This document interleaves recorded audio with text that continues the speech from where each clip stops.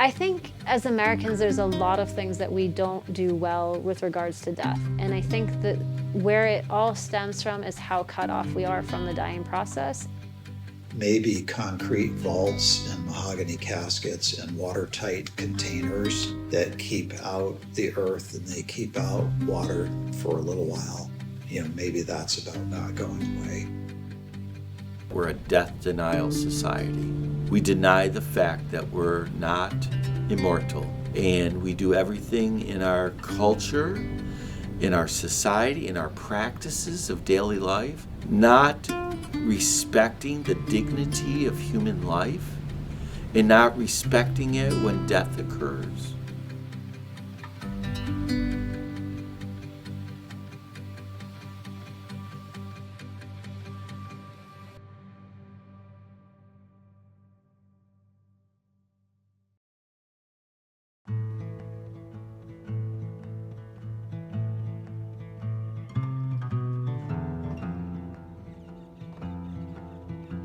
So in a conventional cemetery, you'll see a lot of headstones, marble, granite headstones. So it's a little bit like a golf course in a sense, like it's mown and manicured. There's so much with conventional burial that is all about hiding that that's what's happening, like from embalming that has a person looking like they're sleeping to maintaining this like park-like environment that's perfectly flat, as if we couldn't imagine what's going on underneath. If you look at the monuments that people build to themselves and the legacies that they're trying to leave, it seems to be about not going away.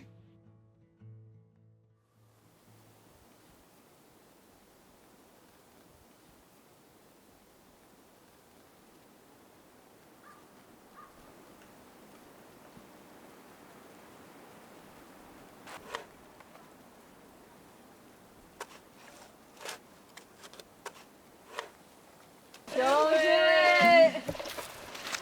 No. Ah! So We're going to that line. we're here. We got to go there. In mud. In mud and rock. Yeah. It's all downhill. Well, And then put all the dirt but they back in. dig it and refill it all at once. And put hay bales over So it's the top. loosened up and you just have to move it now. I came to death work late. I thought I was going to be a neuroscientist and went to grad school and all these things first before I discovered this. But I took my first steps when I was 9 months old at my great-grandmother's funeral. Like, I was so incredibly on brand my entire life. When I actually started working in fields adjacent to death work and being around people that were dying, the ability to like hang in and recognize like, oh, I can be here. This isn't weird for me. This isn't hard for me. I actually really enjoy meeting people in this space. My name is Michelle Hogel-Achavadi, and I am a natural death care worker and a natural burial cemeterian.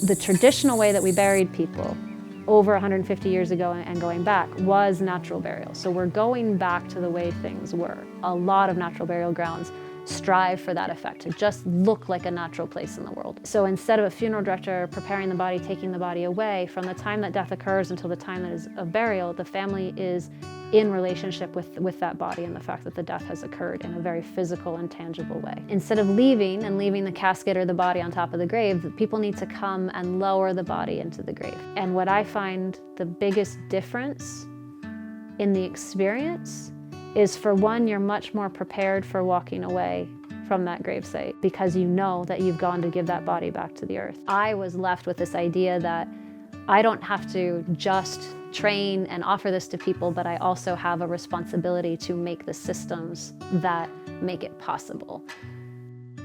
in 2015. Vermont defined cemeteries very strictly, and it included fencing and paths and maintenance clauses and a burial depth of 5 feet for burials. You really want the body close to the active layers of the soil. You don't really want much more than 2.5 feet of soil on top of the body. 5 feet is a great depth to accommodate a burial vault, but we don't use those in natural burial, so we needed to change the law. It's been a hard road for her to bring this vision of hers of Vermont Forest Cemetery to fruition.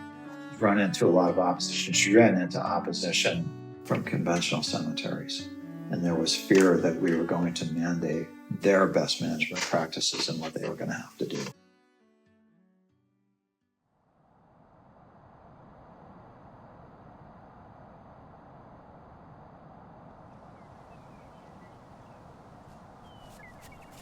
If you had talked to me in 2017, I would say that you're unrealistic having a natural or a green burial, because no one can tell me the logistics of doing the actual burial. How do you lower the body into the ground?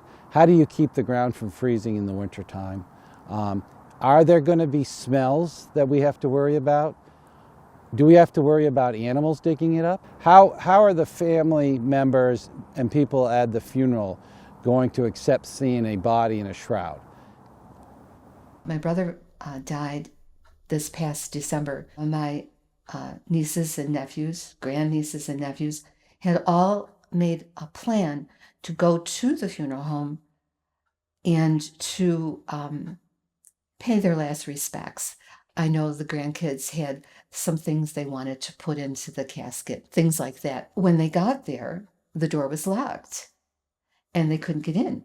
They were able to contact somebody inside who came to the door and let them in, and they explained why they were there. And they were told, oh, well, no, you can't do that because the coffin is already closed. So you can't do any of those things. Well, they were shocked, like what? It was just so unexpected. Are you scared of dying?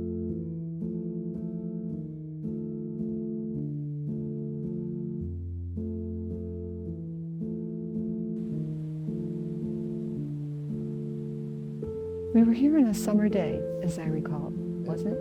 It's July. It was bright and sunny and peaceful and beautiful. We immediately made a decision right then and there.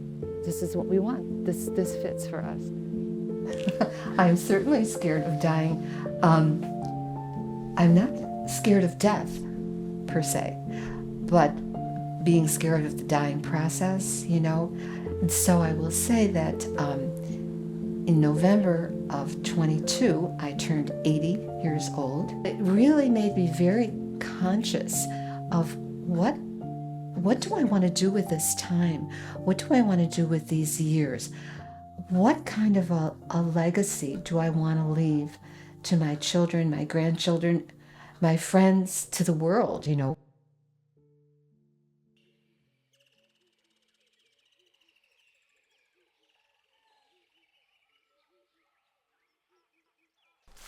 No one could imagine that level of grief, to lose your own child. I mean, I lost all my reproductive organs. The baby was just growing in the wrong spot, and it was kind of a rare thing. And I would go there and just lay and look up, and it's really beautiful all through here. But it was especially peaceful and sort of secluded. It just felt like kind of held my sadness quite comfortingly. There's a certain stillness that's in you that isn't there when your mind is racing and you're just doing your ordinary living. That you're out of the ordinary when you're in grief.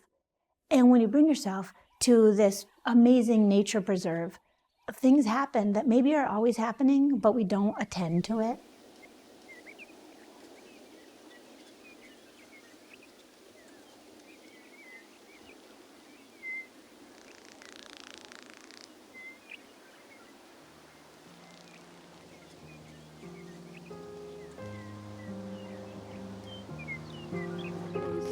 So today is the grand opening of Vermont Forest Cemetery, and we have been working for the last month to get ready for this. We bought this land in 2021 with the idea of turning it into a cemetery, and then we had to take it through the permitting process, and I had to dream about what it was. And what makes today really, really special is this is the official day for me that this no longer is my cemetery and it becomes everybody's cemetery. This is the day I give it away. So it's the official opening, but what it means to me is today it becomes everybody's cemetery. And the first poem is called "And Still." This morning, as with every morning, our sun settles its first rays upon the crests of Woodbury Mountain. This morning, as with every morning, our sun slowly pours itself upon the lower slopes and rock faces of Woodbury Mountain. This morning, as with every morning, our sun unspools itself upon the valley floor and migrates west until it reaches this house, where I am finally illuminated in late sunlight.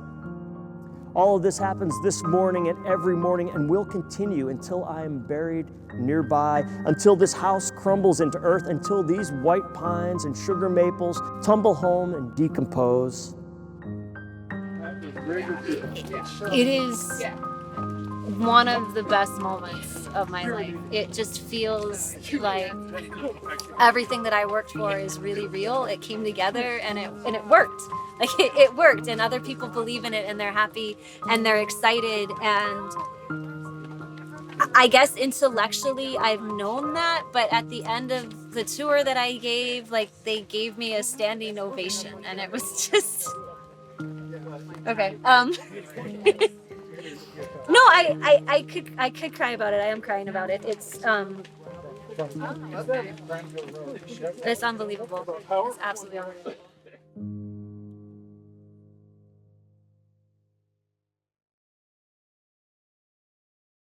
Ron was a brilliant man. He was good in math. Anything he set his mind to, he was able to do. He taught himself to play piano. We had very little discussion about our end-of-life plans. Ron did not want to think about it, and he didn't want to talk about it. He said one time that he didn't want to depress me about talking about it. And I wanted to say back to him, it doesn't depress me. I want to talk about it. It's not an easy decision to make, really.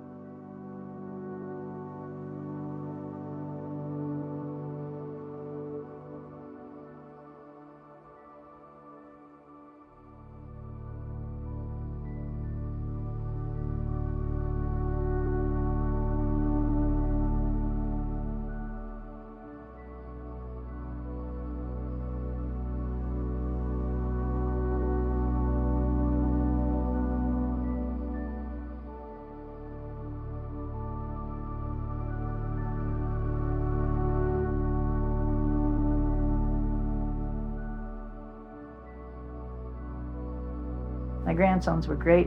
They're ages 4 and 8. I was concerned about what their reaction would be. It's one thing when you see a box, a casket, and you know there's a body inside. And quite something else when you see a body that's wrapped in a shroud, because you can see the shape of the body. But nature is me. I am nature. I am a part of nature. When you think of death, because you asked me about, am I, scared? And I said, oh, sure I am. But when I think about it in those terms, it just seems so normal. It just seems so natural.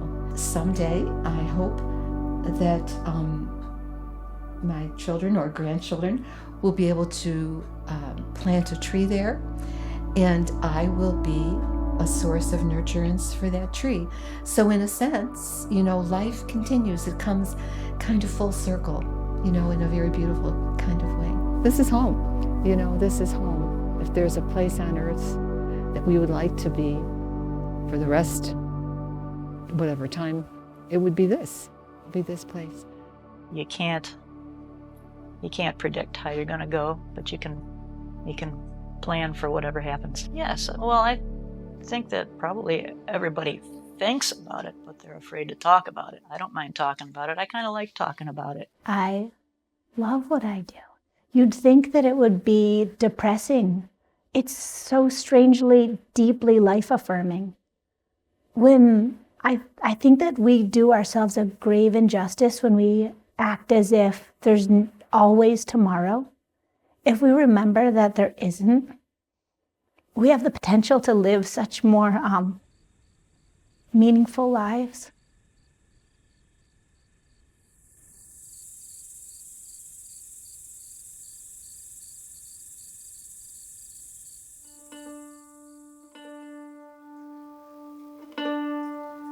Drove Ron absolutely wild when I'd play this thing out of tune.